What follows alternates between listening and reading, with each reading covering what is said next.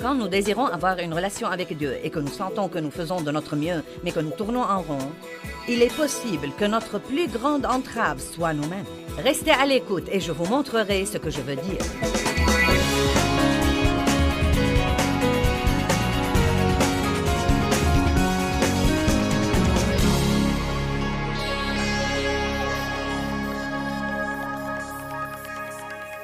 Si vous n'apprenez pas à mourir au moins, vous n'aurez jamais vraiment la vie que Dieu veut que vous ayez pendant que vous êtes là.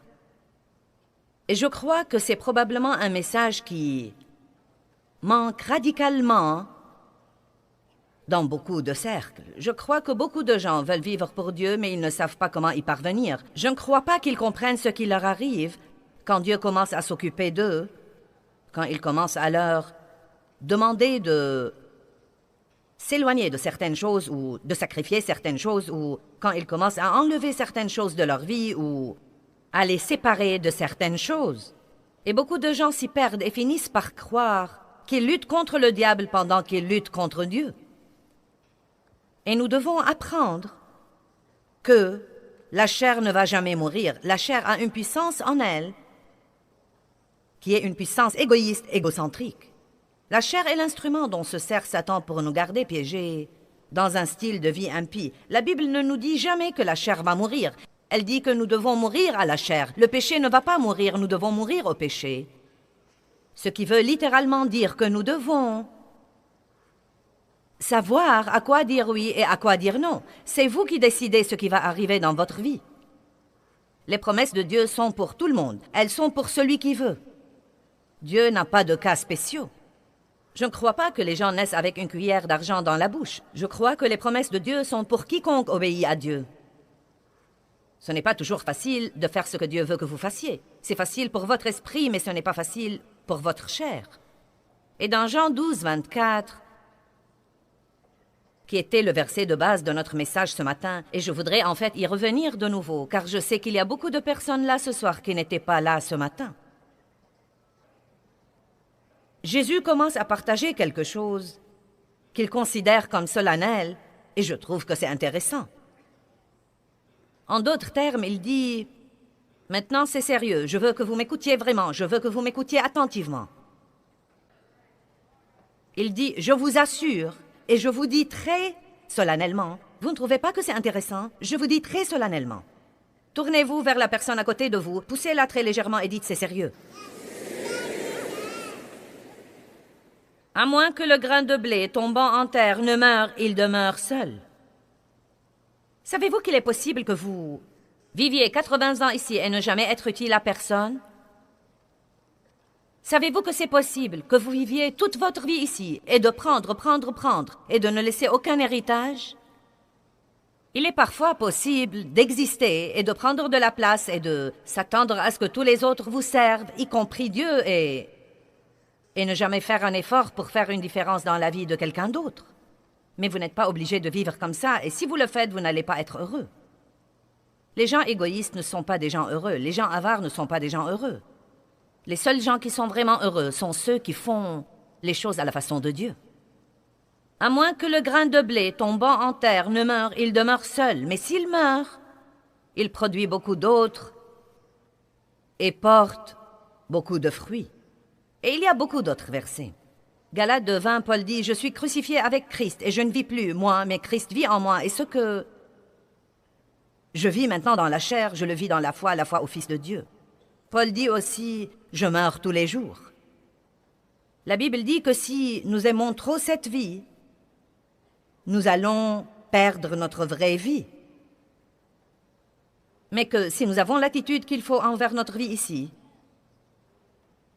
et si nous ne lui accordons pas trop d'importance, mais que nous focalisons sur la volonté de Dieu, nous aurons une vraie vie, la vraie vie que Dieu veut que nous ayons. J'ai lu ce matin quelques versets où l'apôtre Paul parle de ce processus que les gens devraient suivre, où il dit « La mort opère activement en nous, mais seulement pour que notre vie puisse opérer activement en vous. » Si vous pensez à une graine pour un instant, je porte parfois des graines avec moi, je ne pense pas que j'en ai ici aujourd'hui, mais il y a tellement à apprendre de la graine car la graine est entourée d'une enveloppe dure, et à l'intérieur, il y a la vie. Si vous prenez une graine de tomate, il y a un embryon de tomate dedans, dans la graine. Mais pour que l'embryon puisse sortir, la graine doit littéralement mourir. Elle doit être mise en terre, dans l'obscurité, dans la terre froide, et elle doit être enterrée et laissée là, toute seule. Et comme elle est dans cette situation qui serait sûrement très pénible si la graine avait des sentiments, peu de temps après, cette enveloppe extérieure commence à se déchirer. Et la vie qui est à l'intérieur de cette graine commence à sortir. Maintenant, exactement la même chose nous arrive. Quand vous êtes régénéré, quand vous recevez le Christ comme votre sauveur, la Bible dit des choses absolument merveilleuses. Elle dit en fait, la Bible amplifiée parle en termes simples. Elle nous dit que la semence du Dieu Tout-Puissant est mise au-dedans de vous. Donc, littéralement, patientez, s'il vous plaît. Quand vous êtes régénéré, vous portez à l'intérieur de vous tout ce que Dieu est, vraiment. Parce que la graine, G majuscule, qui est Jésus-Christ, est plantée dans les entrailles de votre esprit. Quand je suis tombée enceinte de mes enfants, la semence de mon mari a été plantée dans mon utérus, et comme cette semence a été soignée comme il faut, et qu'elle croissait, une nouvelle vie en est sortie. Quand nous sommes régénérés, nous sommes de nouvelles créatures et que les choses anciennes sont passées et toutes choses sont devenues nouvelles. Eh bien vraiment, si vous vous regardez dans le miroir, vous êtes pareil. Mais il y a quelque chose de nouveau qui est arrivé au-dedans de vous. Il y a une nouvelle vie au-dedans de vous. Le royaume de Dieu est au-dedans de vous. Quand vous êtes régénérés, vous avez les choses les plus merveilleuses de Dieu au-dedans de vous. Vous devez en être conscient et ne plus vous incliner devant l'homme extérieur. Romains 8.8 parle de pourvoir aux besoins de la chair. Pourvoir aux besoins de la chair. Avez-vous jamais été à un grand festin? Vous vous asseyez et il y a là une nappe blanche et une serviette et des assiettes en porcelaine et des couverts en argent et vous pouvez demander ce que vous voulez. Vous pouvez simplement dire « Nous avons besoin d'un peu d'eau » et quelqu'un viendra. « Oh, j'ai besoin d'une autre serviette ici. » Quelqu'un viendra. « Puis-je avoir du café ?» Et quelqu'un viendra. C'est amusant de s'asseoir et d'être servi. Je faisais de ces fêtes-là au début de notre ministère. Nous avions beaucoup de réunions où nous avions des repas et l'assemblée était servie. C'était amusant, mais nous devions toujours payer. Quand nous pourvoyons aux besoins de notre chair, c'est agréable pendant quelque temps, mais vous devez payer à un certain moment. Et je crois que nous devons être le genre de personnes qui sont des investisseurs et non pas des joueurs. Nous ne faisons pas ce qu'il ne faut pas faire en espérant nous en tirer, parce que c'est agréable en ce moment. Mais nous investissons et nous faisons ce qu'il faut faire maintenant, bien que ce soit douloureux, car nous sommes prêts à investir pour que nous puissions plus tard avoir cette vie glorieuse et merveilleuse que Dieu nous a promise.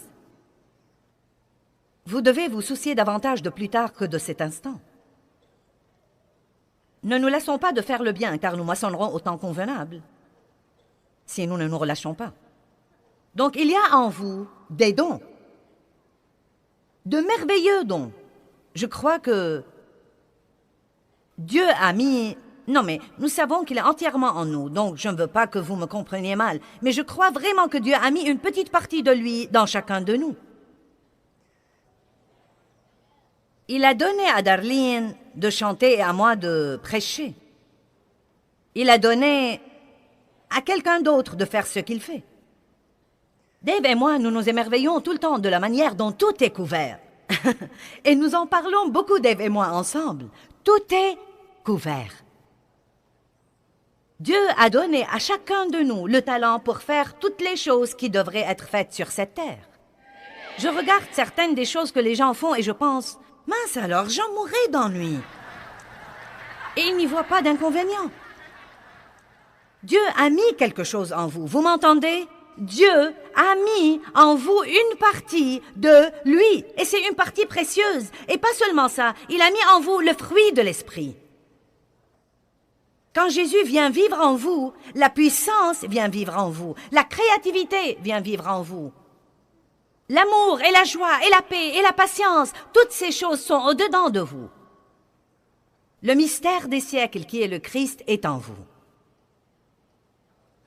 En quelque sorte, il y a un embryon de Christ en nous.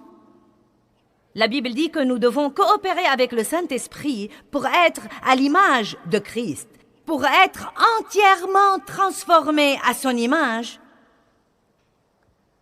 de gloire en gloire en gloire. Si vous pouviez, rien que pour un moment, comprendre ce que Dieu a investi en vous, vous seriez tout excité à l'égard de vous-même et de votre vie que vous pourriez à peine le supporter. Toutes choses sont possibles pour Dieu. Il y a pour vous un avenir merveilleux qui a déjà été acheté et payé. Ne laissez pas votre passé vous entraver. Comment pouvons-nous être vaincus à cause de quelques personnes qui nous rejettent et ne nous aiment pas? Pourquoi laissons-nous les craintes nous contrôler et dominer nos vies? Vous devez savoir qui vous êtes en Christ. En Christ, et non pas qui vous êtes dans le miroir, ou qui vous êtes dans le quartier, ou qui vous êtes dans le lieu de travail. Et si quelqu'un d'autre a eu la promotion que vous méritiez alors? Ce n'est pas ce que vous êtes. Ce n'est pas parce que quelqu'un vous refuse un travail que vous vouliez que vous devez vous sentir vaincu. Vous êtes vraiment un enfant de Dieu. Et donc, la semence de Dieu est en vous. Mais de même que cette petite graine de tomate porte l'embryon d'une tomate en elle, et la chose intéressante au sujet de cette petite graine de tomate, c'est qu'elle est en réalité une petite graine, mais elle peut produire une grande plante de tomates à une condition, si elle meurt. Si elle renonce à la vie qu'elle a, et si elle suit le processus, quelque chose de merveilleux et de nouveau, et qui surpasse ce qu'elle avait, en sortira. Et elle peut en fait devenir non pas une graine laissée dans un paquet, mais une vie pour les autres. Donc Paul dit, cette mort qui opère activement en nous, et il parlait de la mort au moi, de dire non à lui-même quand il le fallait. Il parlait d'obéir à Dieu, de faire les bons choix. Et il disait, pour le faire, il va falloir que vous mouriez tous les jours au moins. Ce qui veut dire que vous ne faites pas à votre idée et que vous restez heureux. Je veux voir des visages qui sourient là-bas. J'ai dit que vous ne faites pas à votre idée et que vous restez néanmoins heureux. Vous gardez une bonne attitude, quoi qu'il arrive, car c'est ce qu'aurait fait Jésus. Vous faites du bien à ceux qui vous maltraitent. Vous pardonnez à vos ennemis. Quand la Bible parle de la mort au moi, cela ne veut pas dire que vous devez vous détester et que vous ne pouvez plus jamais rien faire pour vous-même et que vous ne pouvez jamais vous amuser et que vous devez souffrir et être malheureux tout le temps. Ce n'est pas ce que la Bible veut dire par mourir au moi. Vous devez prendre soin de vous-même, vous devez investir en vous-même. Vous devez mener une vie équilibrée. Vous devez veiller à avoir un peu d'amusement et de divertissement et un peu de repos. Mais vous ne devez pas vous coucher toute la journée et regarder des feuilletons et manger des beignets. Si vous faites ça, vous faites de mauvais choix et ils produiront la mort dans votre vie. Amen. Tout le monde doit être prêt à suivre le processus. Et il fait mal. Pouvons-nous être sincères et dire « il fait mal » ? Pouvons-nous être sincères et dire « ma chair est vraiment blessée quand je ne fais pas à mon idée » ? Quand Dieu me dit d'aller dire à quelqu'un « je suis désolé » et que je ne pense pas que j'ai fait quelque chose de mauvais pour commencer, mais que je pense en fait que c'est lui qui devrait s'excuser. Maintenant, c'est vraiment, vraiment dur. Mais vous le faites parce que vous aimez Dieu. Et vous le faites parce que vous croyez que c'est sa voie. Et vous en arrivez même au point où vous comprenez, vous devez bien comprendre que Dieu vous coincera parfois dans une situation qui est dure pour vous, qui est vraiment très dure pour vous. Voici ce que j'ai constaté. Quand Dieu commence à s'occuper de quelque chose en moi, et si je ne comprends pas, il commence à amener une circonstance dans ma vie pour s'occuper de moi de l'extérieur. Et la pression de l'intérieur et celle de l'extérieur, et la pression de l'intérieur et celle de l'extérieur, écrase cette chair, et Dieu fait finalement à son idée. Et oh, ce que ça peut être douloureux. Tout dépend du temps qu'il nous faut pour nous soumettre à la volonté de Dieu. Nous chantons « Seigneur, je te livre tout ». Seigneur, je te livre tout. Je te livre tout. Nous devrions faire un disque, Michael et Darlene et moi.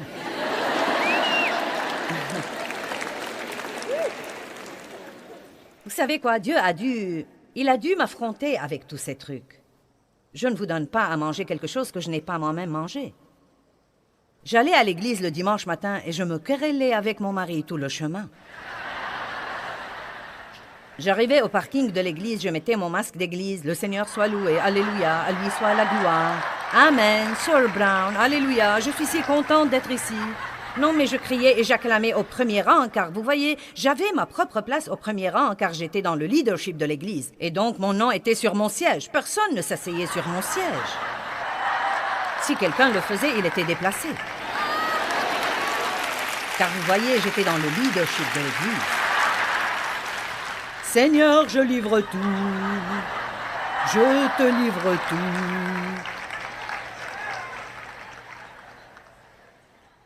Et dans la voiture, « Chérie, je n'ai pas envie de cuisiner. Allons au restaurant. » « Oh non, nous ne pouvons pas faire ça. Je veux regarder un match de foot. Je dois rentrer tout de suite car ça a déjà commencé. » Et moi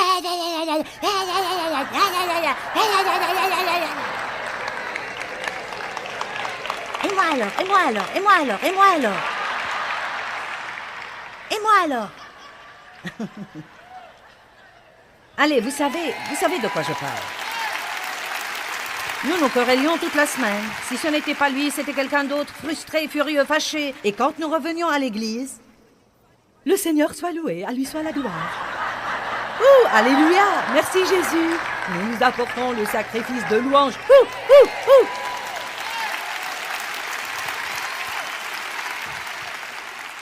Et ensuite, nous chantions le cantique « Le diable est sous nos pieds, il est sous mes pieds, il est sous mes pieds, le diable est sous mes pieds. » Ouh, ouh, ouh.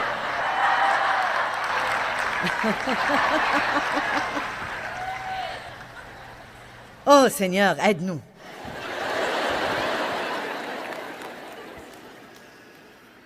Je dis toujours que j'ai réprimandé le diable jusqu'à ce que mes réprimandes fussent épuisées. Et le diable gérait toujours ma vie. Et j'étais finalement sérieuse avec Dieu. Et j'ai dit, qu'est-ce qui ne va pas? J'ai participé au séminaire de la guerre spirituelle. Et au séminaire de la prière d'intercession. J'ai les bandes et les livres de tout le monde. J'ai le t-shirt. Et je n'ai toujours aucune victoire. Et Dieu m'a dit ce qui n'allait pas. Tu es pleine de toi, tu es égoïste, égocentrique, manipulatrice et autoritaire. Tu es lunatique. Tu es critique, tu juges les autres. Tu as une mauvaise attitude. Ce n'était pas une très bonne journée pour ma chair. Je suis là pour vous dire que ce n'était pas une bonne journée pour moi. Mais vous savez quoi? Ce jour-là était le début d'une vraie vie pour moi parce que j'avais assez enduré que j'étais finalement tout à fait prête à écouter Dieu. J'ai dit que j'avais assez enduré. J'avais tourné autour de la montagne assez de fois que je ne voulais absolument pas un tour de plus. Et donc j'ai dit, Seigneur, dis-moi la vérité et qu'on en finisse. Et Dieu m'a dit clairement, tous tes problèmes ne sont pas de la faute de quelqu'un d'autre et tu dois prendre la responsabilité de ton comportement et tu dois commencer à grandir.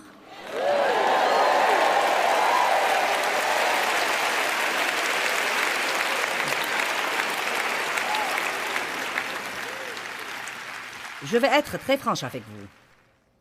Il n'y avait personne qui enseignait ce genre de truc à l'époque.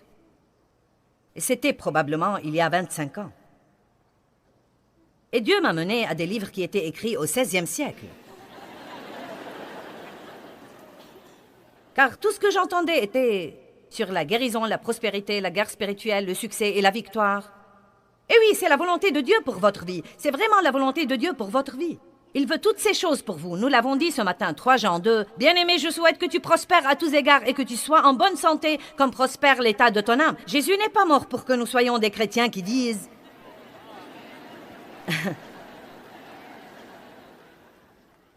J'étais un malheureux pécheur, maintenant je suis un malheureux chrétien. Non, il a une meilleure volonté pour vous. Eh bien, comment vas-tu, frère? Eh bien, j'essaye de survivre jusqu'à ce que Jésus revienne me prendre. J'aime ce qu'une dame m'a dit la semaine dernière. Elle m'a dit, Joyce, tu m'as appris que je ne devais pas passer ma vie dans l'anxiété avant que Jésus ne revienne me prendre. Et j'ai trouvé que c'était une bonne façon de dire qu'il y a une vraie vie pour vous et qu'il y a une vie en vous. Et si vous mourrez au moins et si vous laissez cette vie se manifester, vous aurez non seulement un excès de joie et de paix, mais vous serez un atout et une bénédiction pour de nombreuses personnes. Dieu peut vous utiliser pour changer la vie des autres.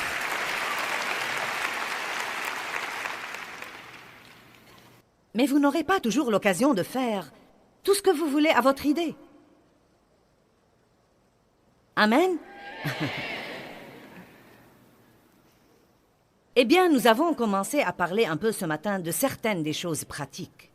Des choses pratiques que vous vous attendez à traverser si vous allez mourir au moins, et je reviendrai sur ce point dans un moment. Mais je vous dis que vous avez 2 choix. Vous pouvez être soit charnel, soit spirituel. Charnel veut dire dominé par les sens. Votre pensée vous gouverne. Vous faites ce que vous pensez être le mieux. Vous exaltez vos pensées au-delà de tout. Eh bien, je pense. Eh bien, je pense. Laissez-moi vous dire ce que je pense. Eh bien, je pense. Vous pensez aux choses jusqu'à vous enlacer. Vous n'avez pas besoin de trop penser à la volonté de Dieu, sinon vous risquez de ne pas la faire. J'aime ce que dit la Bible de David quand il faisait face à Goliath. Elle dit, David courut vers le champ de bataille. Vous voyez, parfois, vous ne pouvez pas rester là et regarder votre ennemi trop longtemps, car si vous faites ça, cela risque de vous effrayer. Vous devez parfois courir vers le champ de bataille et dire « Je viens à toi au nom de Jésus. Je ne sais pas ce que je fais, mais je fais confiance à Dieu. » Amen. Être charnel veut dire que vous êtes gouverné par votre volonté, par vos propres sens. Qu'avons-nous dit ce matin? Nous devons arrêter de nous demander ce que nous voulons. Être charnel, c'est être gouverné par ses sentiments. Tout dépend de ce que vous sentez. Je sens, je sens, je sens, je ne sens pas. Je pense, je veux, je pense, je veux, je pense, je veux, je pense. Et cela devient l'existence d'une personne. Et plus que toute autre chose, nous parlons de ce que nous ressentons, nous voulons et pensons. Écoutez-moi bien et écoutez les autres. Je pense, je veux, je sens, je pense, je veux, je sens. Je pense, je veux, je sens, je pense, je veux, je sens. Et c'est le royaume de l'âme. Ce n'est pas l'esprit. Ton âme te met en rapport avec le monde. Ton esprit te met en rapport avec Dieu, mais ton âme te met en rapport avec toi-même.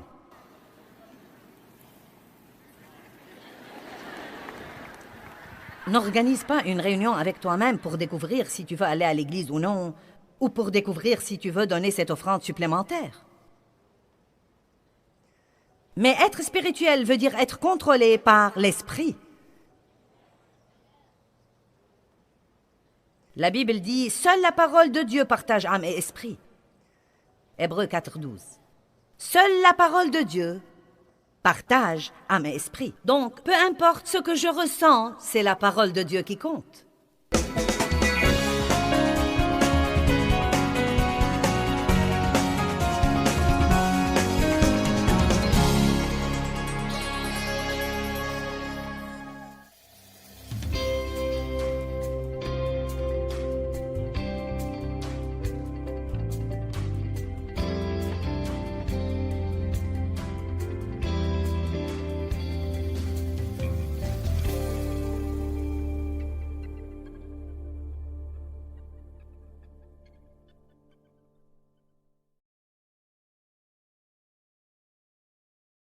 Est-ce que vous vous dites oui alors que vous devriez peut-être vous dire non? Par exemple, si vous êtes vraiment tenté de vous mettre en colère, est-ce que vous dites non à cette colère ou oui? J'ai des idées que vous aimeriez peut-être prendre en considération et elles vous seront très utiles.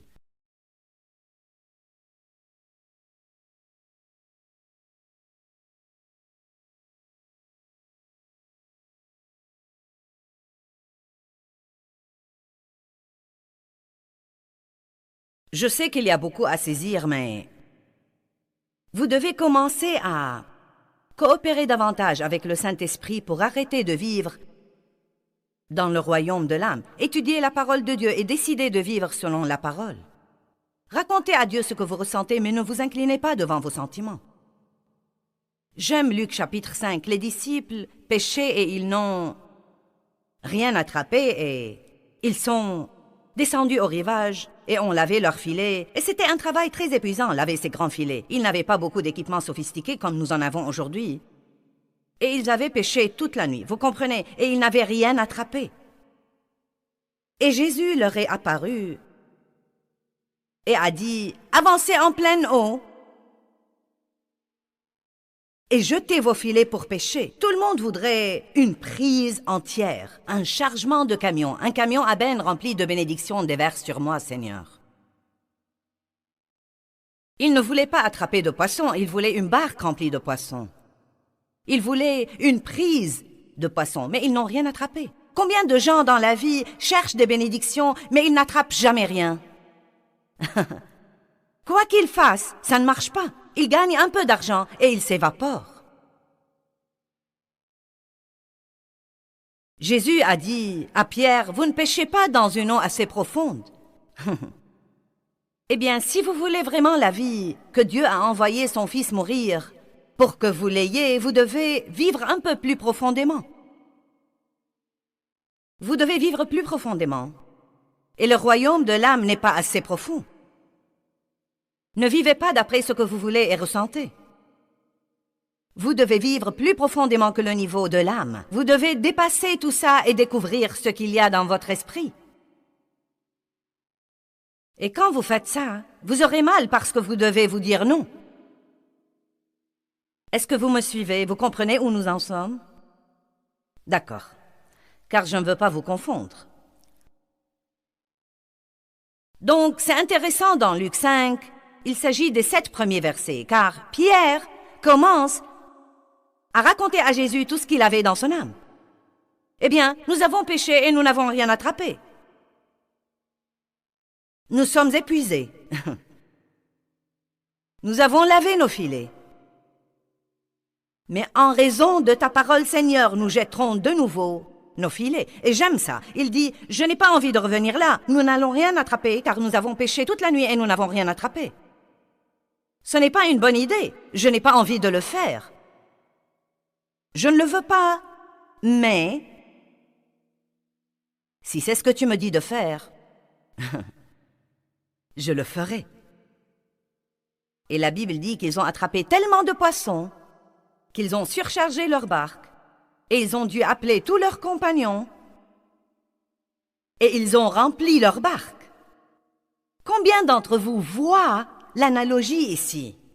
Si vous arrêtez de faire ce que vous voulez, ce que vous ressentez et ce que vous pensez, non seulement votre barque sera remplie, mais aussi vous pouvez appeler tous ceux que vous connaissez, et vous aurez certainement un débordement pour tous. Ouh, alléluia!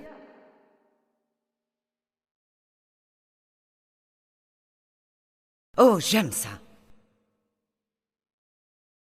Je crois que ce message est le genre de message qui est vraiment très nécessaire pour les gens, car ce n'est pas aussi simple que répondre à un appel d'hôtel puis commencer à croire Dieu pour des bénédictions.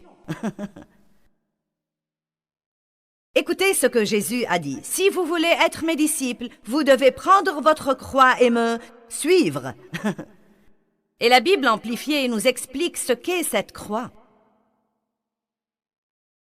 Elle parle en fait de ne pas mener une vie égoïste et égocentrique, où il ne s'agit que de nous, où il ne s'agit que de moi. Jésus vient partager. Hébreux 4 dit que la parole de Dieu partage âme et esprit. Jean 15 dit que Jésus coupe des choses, qu'il émonde des choses. Maintenant, l'émondage peut vous avoir l'air d'un mot doux, mais si j'avais des cisailles ici, vous changeriez d'avis. Et j'ai tout cet équipement à la maison, mais je ne sais jamais exactement quelle direction prendra le sermon. Et je ne savais pas que j'irais dans cette direction. Je ne les ai donc pas apportés, mais c'est un très bon petit message quand j'apporte mes cisailles et mon petit buisson et que nous commençons à couper des trucs. C'est mignon, mais il ne contribue pas à la vie de l'arbre.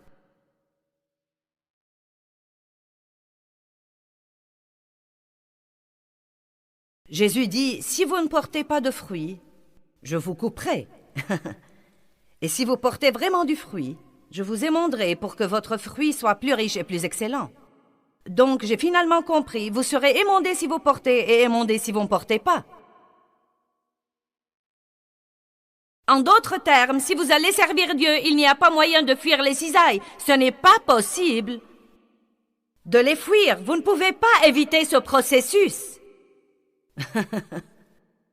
Vous devez inévitablement suivre le processus et Jésus vous changera de gloire en gloire, en gloire, en gloire. Il vient séparer et partager. Parfois, Dieu éloigne des personnes de notre vie. Parfois, il fait tout pour vous éloigner de certains groupes. J'ai dit ce matin que quand Dieu a vraiment touché ma vie en 1976 et que j'ai reçu son appel sur ma vie, j'ai été chassée de mon église. J'ai perdu mes amis. J'ai été bannie de la famille. J'essayais de suivre Dieu et tout le monde en était fou de rage. La chose intéressante, et vous la connaissez bien, c'est que quand Dieu a appelé Abraham, il lui a dit « Va-t'en de ton pays et de ta maison et quitte toute ta famille et tous tes parents. » Il lui a dit « Quitte-les et va dans le pays que je te montrerai moi-même. » Vous croyez que c'était facile? Ça a dû être dur, vraiment dur, de s'éloigner de tout. Pourquoi Dieu lui a dit de faire ça? Eh bien, nous ne savons pas l'histoire tout entière, mais l'histoire nous dit que la plupart des membres de la famille d'Abraham étaient probablement des idolâtres, car c'était très répandu à l'époque. Pas seulement ça, je crois qu'il y a beaucoup de preuves qui nous montrent que le père d'Abraham n'était pas un homme qui menait les choses jusqu'au bout. Donc je ne sais pas trop si Abraham avait vraiment le meilleur exemple. Parce que la Bible dit que Dieu a appelé le père d'Abraham, Térak, à aller à la terre de Canaan, mais il s'est installé à Haran. Et Dieu ne veut pas que nous ayons devant nous l'exemple de personnes médiocres qui se contentent de tout ce qui est facile. Et si vous avez ces personnes autour de vous et Dieu a un grand plan pour votre vie, peut-être qu'il éloignera certaines d'elles de votre vie, peut-être qu'il veut faire quelque chose d'autre de vous, mais vous ne comprenez pas, vous luttez contre Dieu, vous êtes seul, vous êtes vexé, vous êtes troublé, et vous êtes loin de savoir que Dieu vous fait la meilleure faveur qu'il pourrait jamais vous faire. Allez maintenant. Amen. Je prêche bien, merci Joyce, je vais continuer.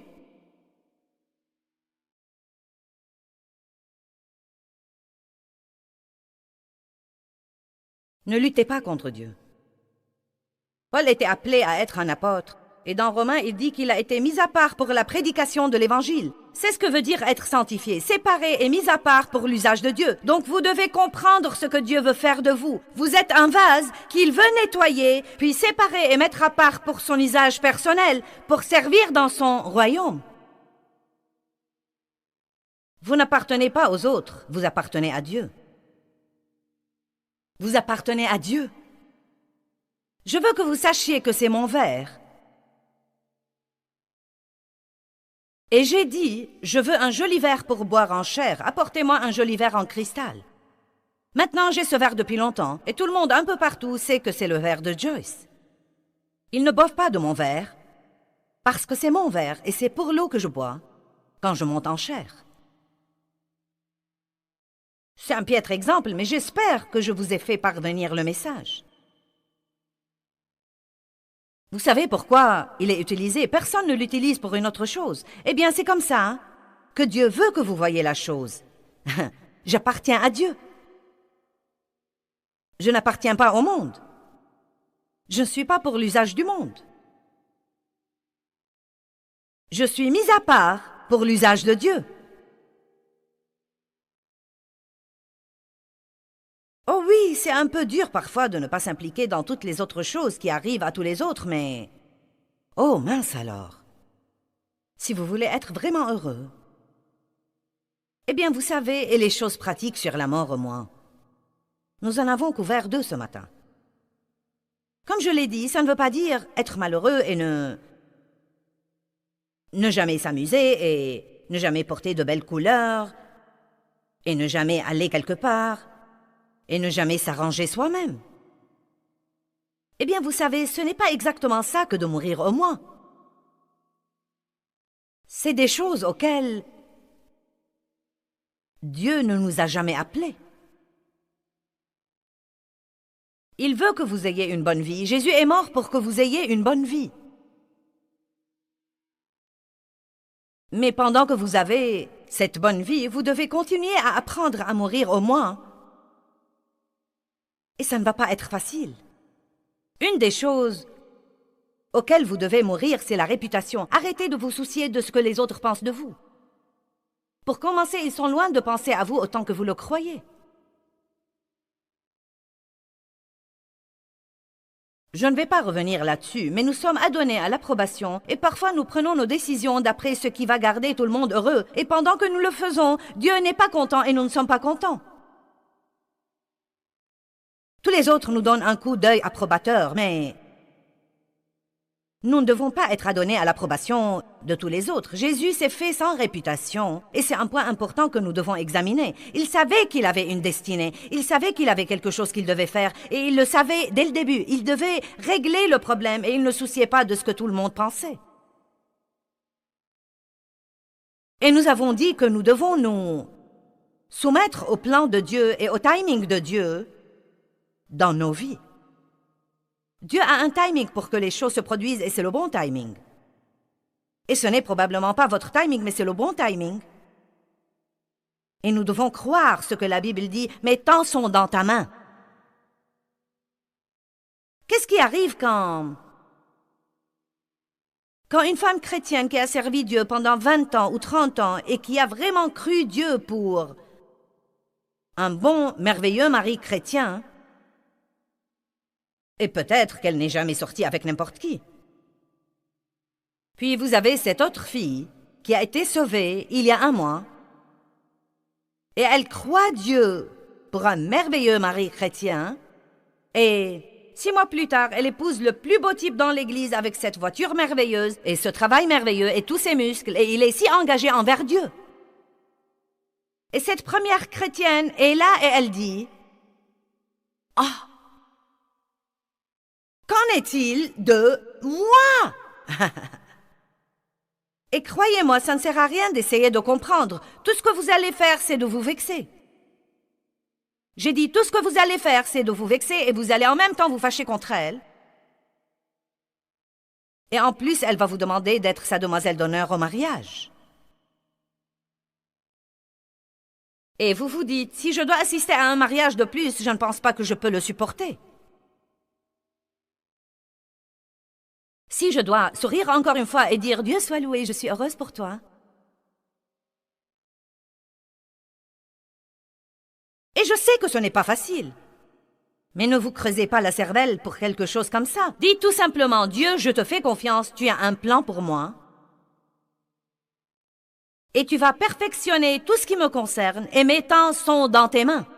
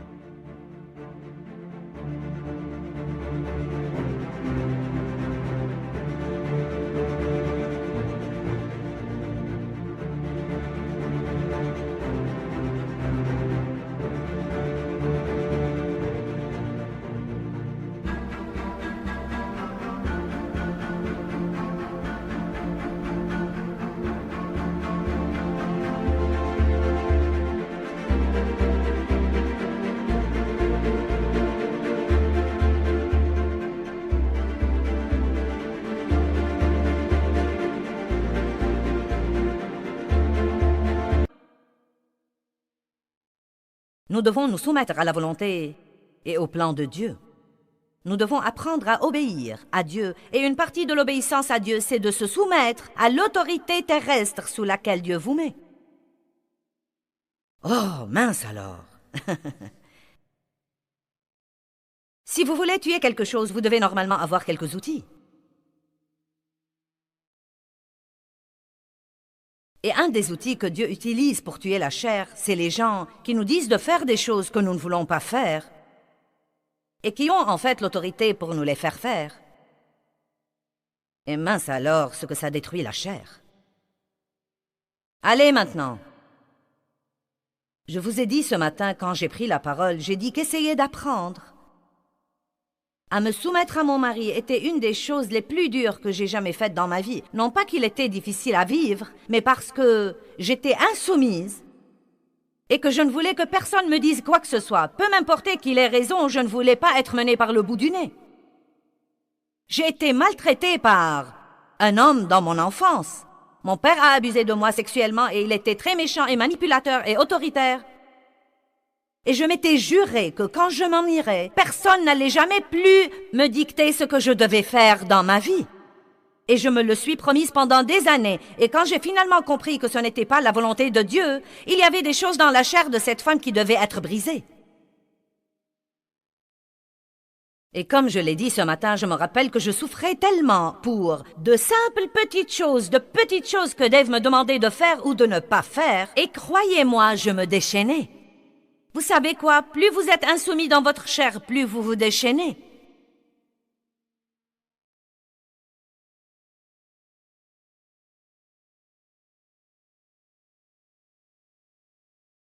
Non mais je me rappelle avoir piqué une crise de 3 jours pour une serviette de bain.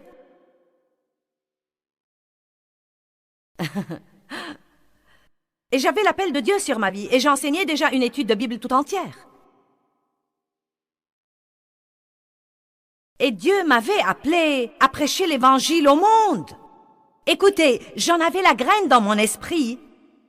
Mais vous savez quoi? Ce qui était en moi ne pouvait pas se manifester à moins que la chair n'ait été brisée. J'avais un embryon de grandeur en moi. Mais il n'allait jamais se manifester tant que je piquais des crises de 3 jours pour une serviette de bain. Y a-t-il quelqu'un dans la salle?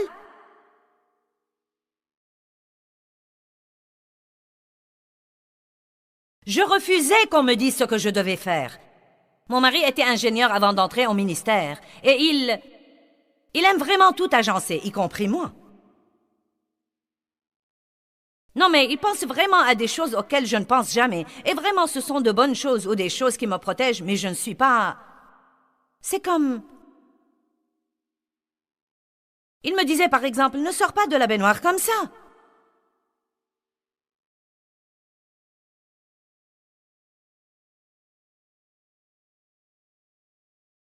Et je lui disais, quand tu n'es pas à la maison, je prends mon bain.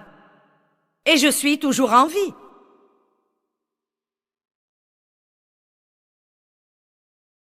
Et vous savez, non mais son cœur est juste. Il a en lui cette attitude protectrice qu'un homme devrait avoir envers sa femme. Mais à cause de ce que j'avais en moi, je ne la considérais pas comme un témoignage d'amour. Je la considérais comme s'il me dictait ce que je devais faire.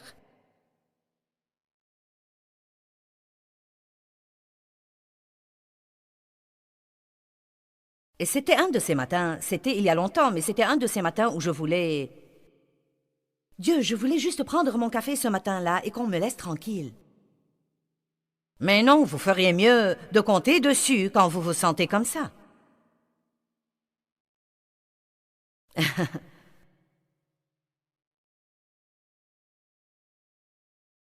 Mince alors. J'ai donc commencé, j'étais sous la douche et j'avais jeté ma serviette sur le siège. Le siège là, la douche ici. Et Dave n'avait pas encore fixé le porte-serviette que je lui avais demandé de fixer depuis une éternité. Et donc je ne pouvais pas accrocher la serviette sur la porte parce qu'il n'y avait pas de porte-serviette sur la porte.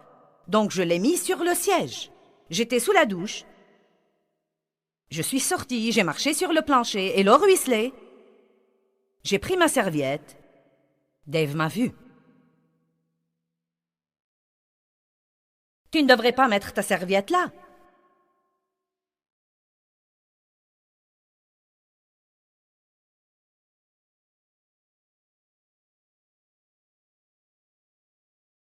Vous savez, non mais je n'avais même pas entendu ce qu'il disait. Parce que l'attitude qui est au-dedans de nous finit toujours par se manifester. Vous voyez, c'était vraiment ma réaction automatique. Eh bien, quel mal y avait-il à mettre ma serviette là? L'eau ruisselle de toi sur le plancher, j'ai dit c'est la salle de bain. Et pas seulement ça, si tu avais fixé le porte-serviette sur la porte comme je t'avais demandé, ça n'aurait pas été un problème. Vous voyez tout de suite, quand nous sommes insoumis, ce n'est pas...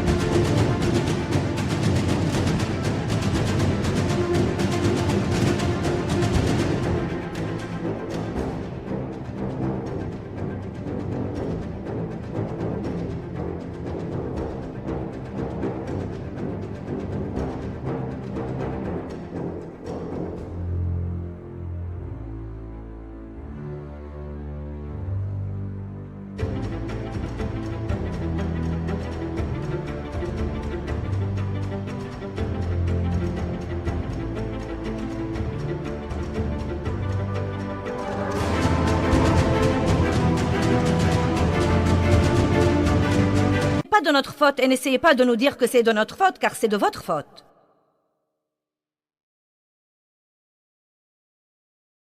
Eh bien, je me suis vraiment fâchée. Et il a vaqué à ses activités et je me suis plainte à Dieu. Eh bien, pour l'amour de Dieu, on ne peut même pas prendre une douche en paix. Je voulais juste prendre mon café et qu'on me laisse tranquille, mais ça n'en finit vraiment pas. Il doit toujours essayer de me dire ce que je devrais faire. Il doit toujours me le dire. Eh bien, Dieu, je ne peux plus supporter. Maintenant, n'oubliez pas, j'avais un appel sur ma vie pour atteindre le monde.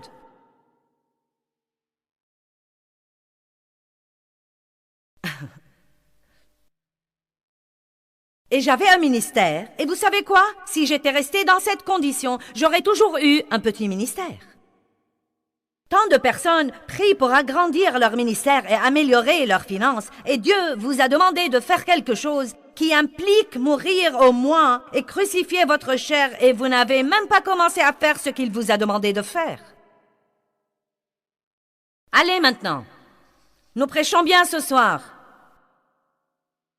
Et je me rappelle un matin où je priais pour agrandir mon ministère et j'avais participé au séminaire de la prière d'intercession. J'avais participé au séminaire de chasser les démons et au séminaire de la guerre spirituelle et je l'appliquais comme il faut. Je te réprimande, Satan, au nom de Jésus, je suis une enfant de Dieu et j'ordonne à ce ministère de grandir.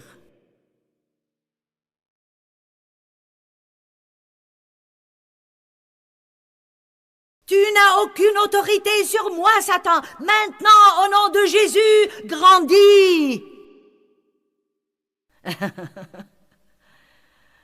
Et j'ai entendu l'Esprit de Dieu me dire aussi calmement que je vous parle maintenant. Il m'a dit, Joyce, je t'ai dit ce que tu devais faire en ce qui concerne ton mari.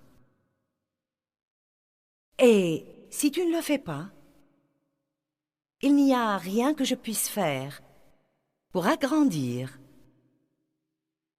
et pour prospérer ton ministère. Silence.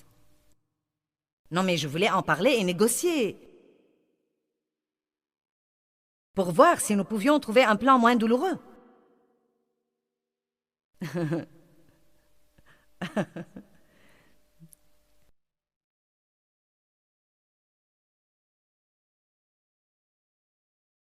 Mais laissez-moi vous dire quelque chose. Quand Dieu en finit, les cisailles sont là. Whack! Et il ne vous reste que la... Ah!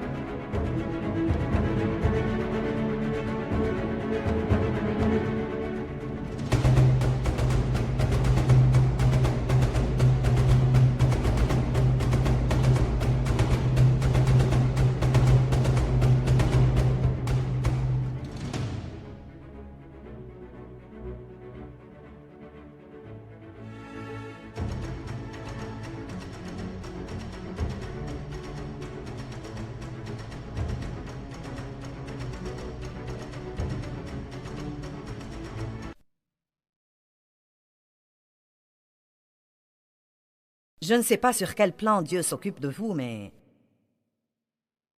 certains n'obéissent même pas aux panneaux de limitation de vitesse.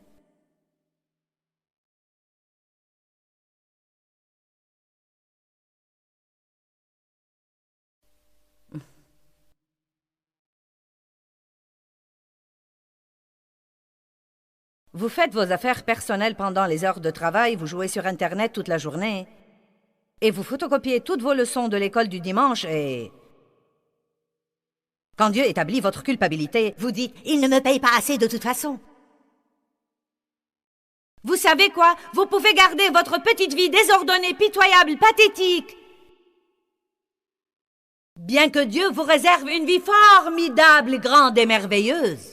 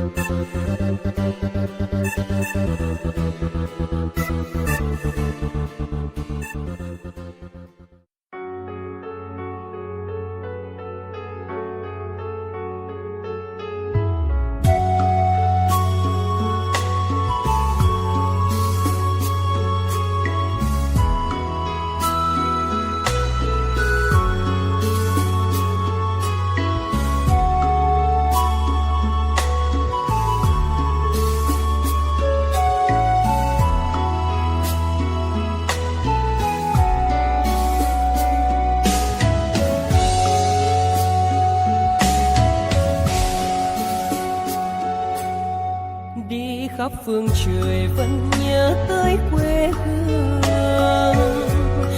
Người về đây thăm làng Trù quê mẹ và làng Sen quê cha, xúc động bồi hồi người rơi giọt lệ, thương mái nhà tranh thương đất mẹ nghèo,